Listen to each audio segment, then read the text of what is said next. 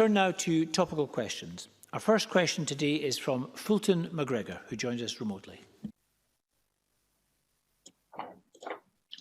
Thank you, Presiding Officer. To ask the Scottish Government what its response is to the report of the Independent Review of Sexual Abuse in Scottish Football. Minister Marie Gougeon.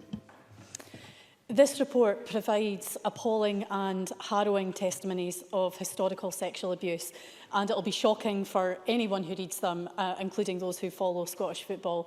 And I absolutely commend the courage and the bravery of all the individuals who came forward to tell their stories. The independent review found that most of the people who suffered sexual abuse didn't tell anyone else at the time, and on the rare occasions where it was reported to organisations or clubs, little or no action was taken. Now that's tremendously distressing, and it's had a profound and long-lasting impact for those who were abused. The review accepts that knowledge and practices were markedly different in the past than they are now, and it recognises the recent efforts of the Scottish FA and its members to put in place a child protection and wellbeing strategy. It makes clear that continued cultural change is imperative, and that includes continuing to work closely with those affected to improve processes, challenging distorted thinking about sexual conduct or violence, and creating positive attitudes to mental health. We fully support those aims. We also support the work of the police and prosecutors in investigating allegations to bring those perpetrators to justice. Now, a number of individuals responsible have now been convicted and sentenced, and there are also live criminal and civil proceedings still ongoing. And we would encourage anyone who has experienced sexual abuse to come forward, if they feel comfortable in doing that, to access the help available to them. The safety and well-being of all children and young people is absolutely paramount, as is ensuring the victims of abuse are supported both through the justice system and beyond that. And we will carefully, but with urgency, consider this report and continue to engage with the Scottish FA and other key partners to ensure that those findings are acted on. Thank you. Fulton McGregor. Yeah, I thank the Minister for that very detailed response. The report, as she alludes to, is very detailed and contains 97 recommendations, all of which are of a substantial nature. These recommendations include a proposed raft of measures to improve and enhance safeguarding, wellbeing and protection policies and procedures at all levels of the game. There are also quite specific recommendations, such as one to consider the setting up of a fund to support and assist those who have been affected. How important does the Minister think that it is that these recommendations are implemented by the football authorities, and will the Scottish Government offer support to implement these where it is appropriate to do so? Minister. I think what the member says is absolutely right, and I believe it's vitally important that these recommendations are implemented by the football authorities, and I would say that I'm encouraged by the Scottish FA's initial response to the report, and I'm sure that the individuals who've been affected by this and their families too would absolutely agree with that, and they'll be watching closely to make sure that robust and meaningful action is taken. Now, given it is a lengthy report and there are a lot of complex and sensitive issues within that, as I said in my previous response, we will be considering that very carefully, but I also want to highlight the urgency of the nature in which we'll be undertaking that work. And I'll also, because recognising the nature of the issues raised here, it cuts across a number of other areas in government too. So I'll be discussing that with my ministerial colleagues, as well as discussing that with other partners to see what more can be done to ensure that all possible steps are taken. Fulton McGregor. Thanks, Minister. Some of the testimonies recorded in the report, as you said, are harrowing, to say the least, and they include those of Mr Malcolm Rogers from my own constituency. These were children who were forced to experience the most horrific abuse while playing the game they loved. Most of us will never be able to imagine the permanent scarring that this will have caused these brave survivors. Recommendation 1 of the report is that clubs and organisations involved offer an unequivocal and unreserved apology to those affected. How important do you think it is, Minister, that these apologies are made sincerely to individuals and directly to them where it is possible, in order to help them find at least some closure on the trauma that they were subjected to? Minister. Fulton McGregor's absolutely right. The testimonies that are within the report are absolutely harrowing, and the review is clear that all organisations and clubs who failed young people in the past should apologise, and I think that's the very least that the individuals who are impacted by this and their families can expect. I welcome the comments that were made by the Chief Executive, Ian Maxwell, of the Scottish FA. He said last week that he reiterates the sincerest apology on behalf of Scottish football to all who've experienced abuse in our national game. And I know that some clubs, in response to the report, have now apologised or expressed their regret about what happened. The abuse that these young people were subject to was absolutely abhorrent, and I can only imagine the impact that that's had on them as well as on their families too. It's just unimaginable, and I believe that any clubs where young people suffered that abuse should apologise, and apologise unreservedly. Thank you. Brian Whittle, to be followed by James Dornan. Thank you, Presiding Officer. Does the Minister agree that the Scottish Government investigation into historical sex abuse in care home settings and the compensation scheme that has emerged, although extremely welcome, is however discriminatory against those who have suffered similar horrendous abuse in other settings like sport and education, and may contravene human rights of those in that situation, and therefore the investigation and compensation scheme should be expanded to include all of those who have suffered such abuse in other settings? Minister Murray Cushing. The member raises a number of issues there, and I'd be happy to get back to him in response and with more detail. I mean, in terms of the report that we're discussing today, as I've already set out, there are a lot of recommendations and complex issues within that which we're giving very careful consideration to, which does cut across other areas in the Scottish Government as well. And we will be working urgently on that to bring forward a response and to take action. Thank you. And James Dornan. Presiding Officer, if memory serves me right, I first called for the review back in 2016, so I'm delighted this long-awaited report has now been published. I'd also like to pay tribute to everyone who's campaigned on this matter, and whilst I warmly welcome the SFA's report, we now need to see it drive positive change throughout football. But can I ask the Minister, what steps can be taken either by the SFA or the Scottish Government to ensure that the clubs take full responsibility for the abuses that happened under their watch, and not be allowed to escape this responsibility by claiming either that the boys' club connected to them is not connected to them, or by saying that the club in which the abuse was committed went into liquidation and it's no longer the responsibility of the existing club? War and words are fine, but we really need responsibility from the clubs. Minister.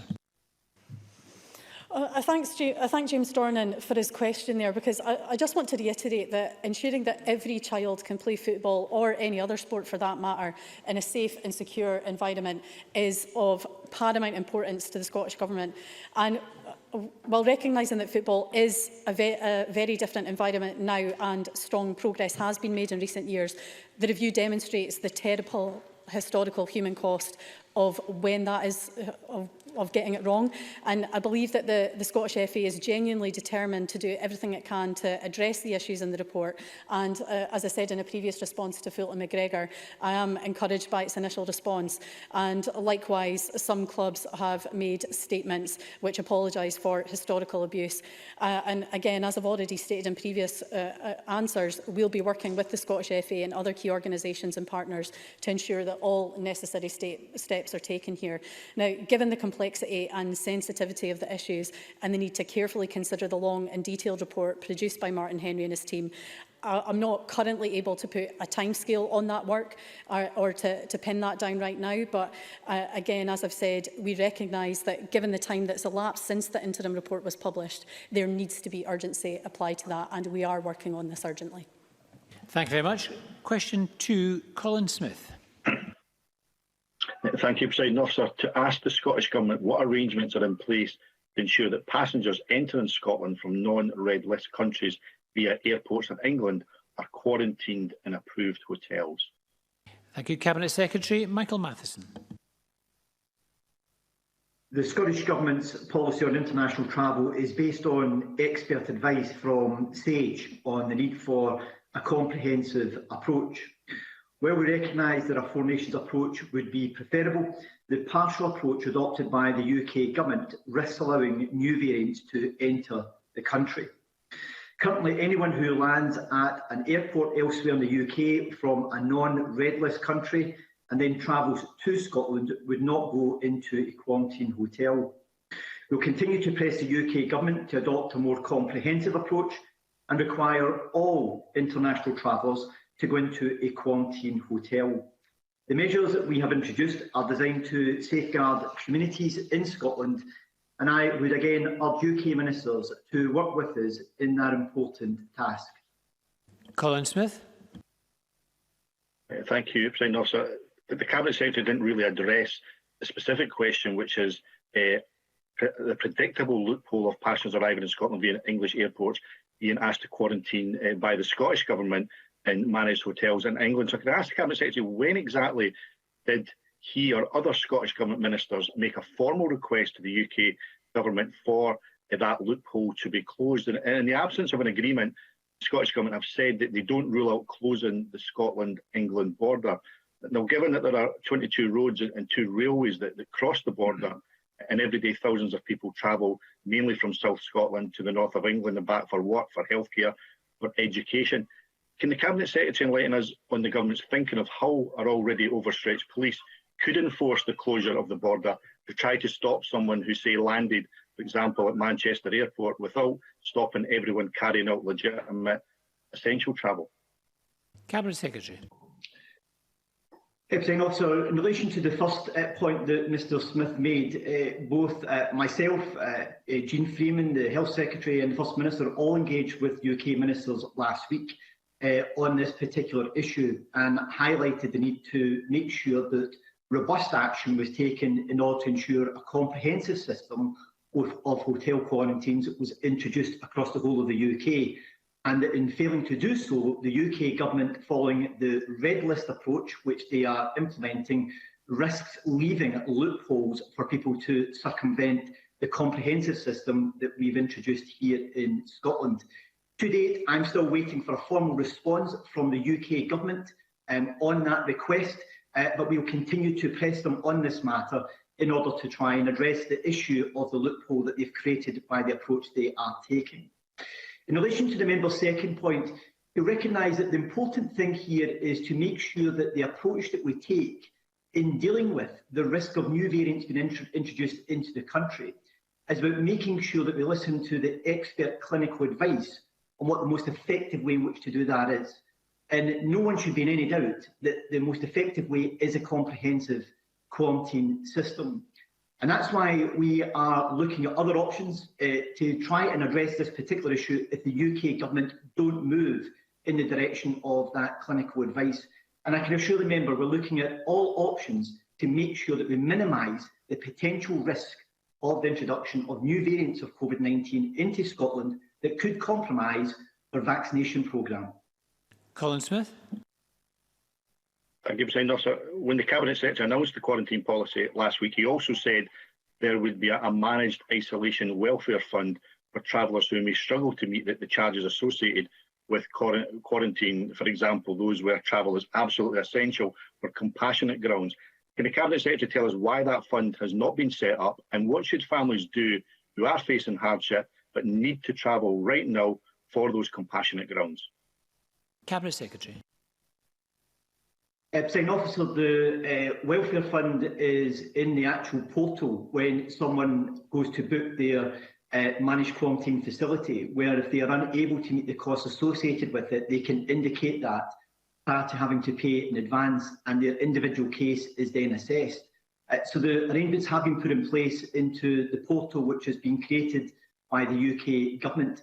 But what I can assure the member is that if he's got any individual cases relating to his constituents that he has a matter of concern about, he should feel free to send those details on to me, and I'll ensure that the individual cases are fully considered. Thank you. I've got 6 members who wish to ask supplementaries. It's just impossible to get through them all, I'm afraid. Bob Doris to be followed by John Scott. Bob Doris. Thank you, Presiding Officer. I'm glad to hear the Cabinet Secretary talking about individual cases. My elderly constituent has been in the Canary Islands since December. Through no fault of their own, flights have been repeatedly cancelled, and they may overstay the 90-day residency requirements for that part of Europe. When they do eventually return to Scotland, they will need to enter managed self-isolation in a hotel. this will be financially challenging. Can the Cabinet Secretary provide some details of either hardship support or deferred payment schemes? And will this exclusively be for those in certain benefits, or will flexibility be able to be shown? Cabinet Secretary. Officer, so at the point when someone goes into the online portal, at the time when you're looking to book their managed quarantine facility, there is an option for them to highlight that they may not be able to meet the upfront costs and to indicate why that may be the case. It is linked into benefits at the present moment. However, I'm more than happy again to listen to any individual cases that Bob Doris may have from his constituents. I can also say that I do very much regret that we're in a position where we're having to introduce a scheme of this nature. And what I can assure members across the chamber is that the measures that we're introducing make sure that our borders are as robust as possible, deal with the threat of new variants, will only be in place for as long as is required. And we will look to lift them at the earliest opportunity. But ultimately, at this present time, I'd like to re-emphasise that no one should be undertaking international travel unless it is absolutely essential. And I therefore want to encourage anyone considering travelling at the present moment to try and avoid doing so if it is not essential. Thank you. John Scott, to be followed by Alison Johnson. Thank you very much, Presiding Officer. I spoke this morning to a constituent who, along with her 5-year-old daughter, currently in Finland, where her partner is receiving hyperbaric oxygen treatment following a severe brain injury. With school now about to restart for their 5-year-old, the family want to return to Scotland, but now face a 10-day period of hotel quarantine. In the circumstances, including coping with the side effects of a brain injury, such as having seizures and caring for a 5-year-old, my constituent believes this to be practically impossible. Can I ask the Cabinet Secretary what dispensation from quarantine regulations can be made for this family in their uniquely challenging situation? Thank you very much, Mr Scott. I think there was probably almost certainly too much hull round in that feed there for the Cabinet Secretary to hear. But Mr Matheson, did you hear any of that question? Yeah, I think I heard most of it, Presiding Officer. What I would say is to Mr Scott is if he writes me with the details, because there are provisions within the exemptions for individuals who, for medical reasons, would be unable to continue to stay within a managed quarantine facility. But if he sends those details on to me, I'll ensure that officials look into the issue for him. Thank you, Cabinet Secretary. And Alison Johnson. Thank you. On the issue of vulnerable people who may be unable to afford the quarantine fee, I was contacted yesterday by the British Red Cross, who are concerned at the lack of guidance for people travelling to Scotland to reunite with loved ones on refugee family reunion visas, including unaccompanied refugee children. I note the Cabinet Secretary's comments about the portal, but the Red Cross would like to know when full and clearer guidance on the Managed Isolation Welfare Fund will be published. Thank you. Cabinet Secretary. Presiding Officer, I believe that the information which the British Red Cross were looking for has actually been provided to them earlier on today, and that provides them with information they require for anyone who does hold refugee status and the exemptions that we have within the existing regime for dealing with issues of that nature. Thank you, Cabinet Secretary. Now, apologies to the three members I wasn't able to call there. I'm just conscious we've got a COVID statement from the First Minister coming up, and it might be that you can rephrase your question in a way that can be put to the First Minister on COVID. And on that note, we're going to turn